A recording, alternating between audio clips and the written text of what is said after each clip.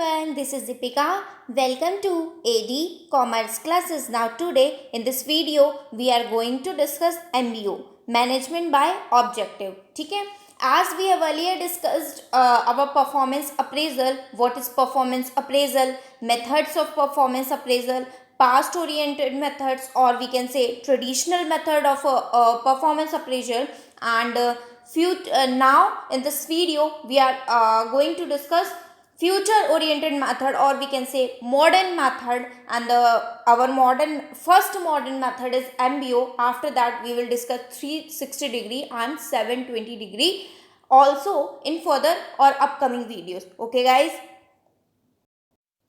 so let's start our video.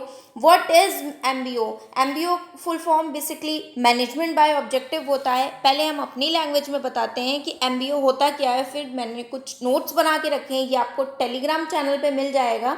Notes description में मैं link दे दूंगी, आप वहाँ से देख लेना. देखिए, मैनेजमेंट बाय ऑब्जेक्टिव होता क्या है.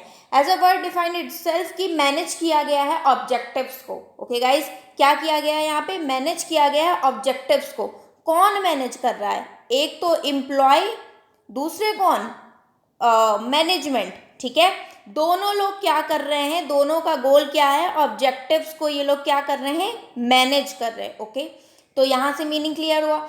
दूसरी बात ये होती है कि मैनेजमेंट बाय ऑब्जेक्टिव में एक हम बोल सकते हैं पर्सनल मैनेजमेंट की टेक्निक होती है. इसमें मैनेजर और एम्प्लॉय दोनों ही, एम्प्लॉय हैं, मैनेजर हैं, दोनों ही एक अकॉर्ड सेट करते हैं, एक बोल सकते हैं कि एक वर्क को सेट करते हैं, एक गोल को सेट करते हैं, एक रिकॉर्ड को मेंटेन करते हैं, और इस गोल को फुलफिल करने के लिए, या हम कह सकते हैं इस गोल को कंप्लीट करने के लिए दोनों ही क्या करते हैं? एफर्ट्स डालते हैं. ओके, तो ये जो आपका ऑब्जेक्टिव सेट किया गया, किसके द्वारा सेट किया गया? मैनेजमेंट और एम्प्लॉय दोनों के द्वारा. ठीक है, वही कुछ मैंने लिख के रखा है आपका मैनेजमेंट बाय ऑब्जेक्टिव में कि it is a personal management technique. ये एक बेसिकली पर्सनल मैनेजमेंट टेक्निक होती है जिसमें मैनेजर और एम्प्लॉय दोनों साथ में काम करते हैं, रिकॉर्ड करते हैं, मॉनिटर करते हैं, और किसके लिए? गोल्स के लिए. ठीक है, for specific period of time, एक पर्टिकुलर या फिर स्पेसिफिक पीरियड ऑफ टाइम के लिए करते हैं, और we can say 1 month 2 month, और जब तक उनका वो टास्क फुलफिल नहीं हो जाता, या जब तक उनका वो टास्क पूरा नहीं हो जाता. ओके गाइज, आई गेस ये समझ में आया होगा इतना. और क्या होता है हमारा मैनेजमेंट बाय ऑब्जेक्टिव में? ऑब्जेक्टिव्स जो होते हैं ना, management by objective as a word define itself कि ऑब्जेक्टिव आर मोर क्लियर. ठीक है, ऑब्जेक्टिव आपके क्लियरली डिफाइंड होते हैं, या वी कैन से कि बहुत ज़्यादा क्लियर होते हैं. किसके किसके द्वारा? मैनेजमेंट और एम्प्लॉय के द्वारा. दोनों के दिमाग में कोई भी किसी भी तरह की कोई कन्फ्यूजन नहीं होती है, क्योंकि objective as a word define itself management by objective है, तो दोनों के द्वारा ही ऑब्जेक्टिव क्या करे जाते हैं? क्लियर होते हैं, दोनों के दिमाग में फिट होता है कि भाई इन्हें अचीव करना है हमें. ओके, नाउ ये पीटर ड्रकर ने 1954 में अपनी बुक में प्रैक्टिस ऑफ मैनेजमेंट में इसके बारे में बताया था. ठीक है, इसका और हम क्या कह सकते हैं इसमें? It aims to reach overall strategic goal. इसमें क्या करते हैं? इसका एम ये होता है, इसका उद्देश्य ये होता है कि ओवरऑल स्ट्रैटेजिक गोल पे हम पहुँचें. किसके लिए? ऑर्गेनाइजेशन के लिए. ठीक है, but also individual goals for the employee. मतलब इनका ये मतलब है, जो मैनेजमेंट है ना, उसने ओवरऑल गोल सेट कर दिया है कि भाई ये 1000 टन बनने. इसको सेट करने के बाद ना इसने क्या किया है, इस मैनेजमेंट ने कि 100 ये इसके एम्प्लॉयज़ हैं. ठीक है, इन एम्प्लॉयज़ को बोल दिया आप 100 बनाओगे, आप 100 बनाओगे, आप 100 बनाओगे, आप 100 बनाओगे. ठीक है, तो पहले मैनेजमेंट ने क्या किया? ओवरऑल या फिर स्ट्रैटेजिक गोल सेट किया 1010 का टन का.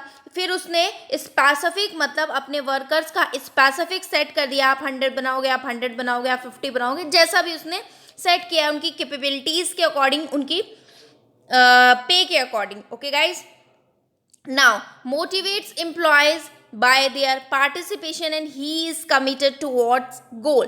एम्प्लॉय को क्या किया जाता है, पार्टिसिपेट करने के लिए क्या किया जाता है, मतलब मोटिवेट किया जाता है, ठीक है। इसे हम डेमोक्रेटिक स्टाइल ऑफ पार्टिसिपेटिव भी बोलते हैं। Democratic as a word define itself, कि यहाँ पे मैक्सिमम पार्टिसिपेशन होता है एम्प्लॉयज़ का, या फिर हम पार्टिसिपेटिव लीडरशिप भी इसे बोलते हैं, जहाँ एम्प्लॉयज़ को मोटिवेट किया जाता है कि भाई आप ज़्यादा से ज़्यादा पार्टिसिपेट करो। ओके गाइज, नाउ अगर हम शॉर्ट में एक डायग्राम से समझे तो बहुत अच्छा हमें क्लियर हो जाएगा। सबसे पहले मैनेजमेंट बाय ऑब्जेक्टिव में हमने क्या किए, ओवरऑल या फिर स्ट्रेटेजिक गोल को पहले हमने ऑब्जेक्टिव्स को डिटरमाइन कर दिया, या फिर ओवरऑल या स्ट्रेटेजिक गोल को डिटरमाइन कर दिया। उसके बाद हमने क्या किया, इंडिविजुअल के गोल को सेट किया। यहाँ 1000 टन ओवरऑल हो गया, यहाँ 100 टन स्पेसिफिक हो गया। फिर हमने मॉनिटर किया उस पर्टिकुलर एम्प्लॉय की प्रोग्रेस को, कि भाई वो कर पा रहा है या नहीं कर पा रहा है। कर पा रहा है तो कितना कर रहा है, 70 बना पा रहा है, 80 बना पा रहा है, या क्या बना पा रहा है, क्या नहीं बना पा रहा।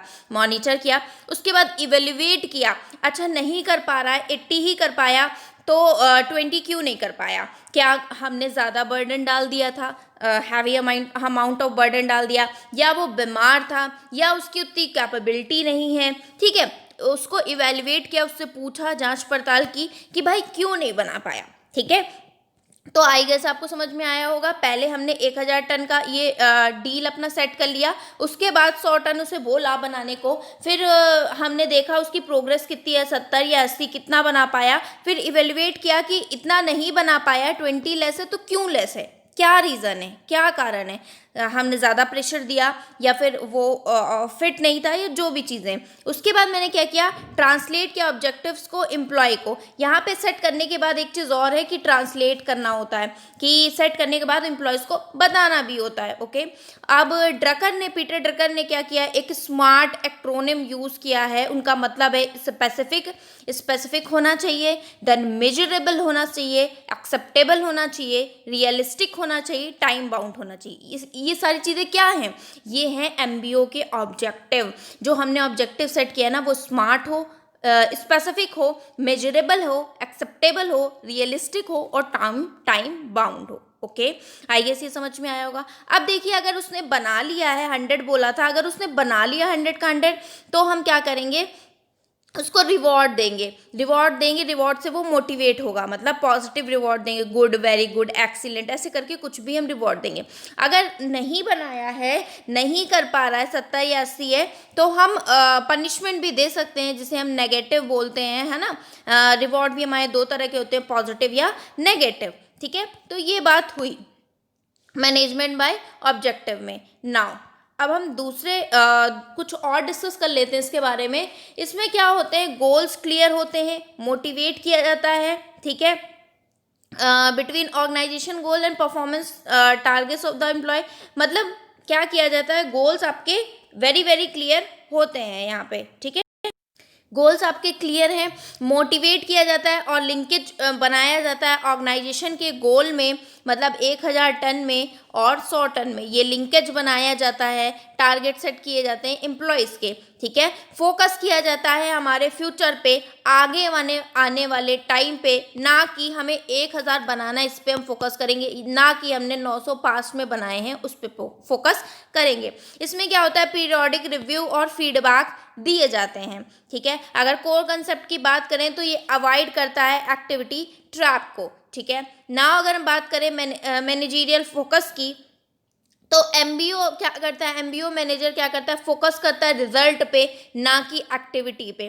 तो एक यहाँ से आपका लिमिटेशन भी आ सकती है, डिसएडवांटेज भी हो सकता है, ये ना रिजल्ट पे फोकस करते हैं। हमने एम्प्लॉय को बोला कि आप 100 टन बना के दो, अब वो बीमार में बना के दे या कैसे भी सिचुएशन में बना के दे, डजेंट मैटर, मुझे तो सिर्फ ये 100 टन ही लेना है, तो डिसएडवांटेज आपका ये भी हो गया। ओके, ऐसा क्वेश्चन आपके आई थिंक किसी प्रीवियस ईयर में पूछा गया है, ये इसकी लिमिटेशन हो गई, ठीक है। तो ये रिजल्ट पे फोकस करता है, ना कि एक्टिविटी पे, आप कैसे कर रहे हो, क्या कर रहे हो, डजेंट मैटर, मुझे तो आप बना के दो 100 टन कैसे भी, ठीक है। Delegate task by negotiating a contract of deal, ये नेगोशिएट करता है कॉन्ट्रैक्ट ऑफ गोल्स को, ठीक है। टास्क को डेलीगेट करने के बाद ठीक है। MBO is about setting yourself objective and then breaking down. इसमें एमबीओ में यही होता है कि आपने खुद ने ऑब्जेक्टिव डिसाइड कर लिया, उसको ब्रेक डाउन कर दिया छोटे छोटे पार्ट्स में, 1000 को 100 करके 10 भागों में आपने डिवाइड कर दिया, स्पेसिफिक गोल सेट कर दिए। वही कुछ यहाँ पे मैंने मेंशन करके रखा है। अगर एडवांटेज की बात करें तो कॉन्टिन्यूसली इम्फेसिस करता है आपकी should be done in an organisation to achieve organisation goal. Organisation के गोल को फुलफिल करने के लिए इन्हें जो करना पड़ता है वो ये करते हैं, ठीक है। लिमिटेशंस की अगर हम बात करें तो भाई ये टाइम कंज्यूमिंग होता है, और लिमिटेशंस होती है कि ये रिजल्ट पे फोकस करता है, एक्टिविटीज़ पे नहीं, हमने कैसे किया है इससे नहीं मतलब है, रिजल्ट पे फोकस करता है। इसी तरह की कुछ लिमिटेशंस इसमें होती हैं। आई गेस आपको ये एमबीओ अच्छे से समझ में आया होगा, इसके नोट्स भी आपको मिल जाएंगे। और गाइज अगर वीडियो पसंद आई हो, एक्सप्लेनेशन पसंद आया तो आप वीडियो को लाइक करें, शेयर करें और चैनल को सब्सक्राइब करना ना भूलें। आई गेस आपको अच्छे से समझ में आ गया होगा। So it was in this video, meet you in my next video, till then stay happy and keep learning guys. Tata, bye bye, take care.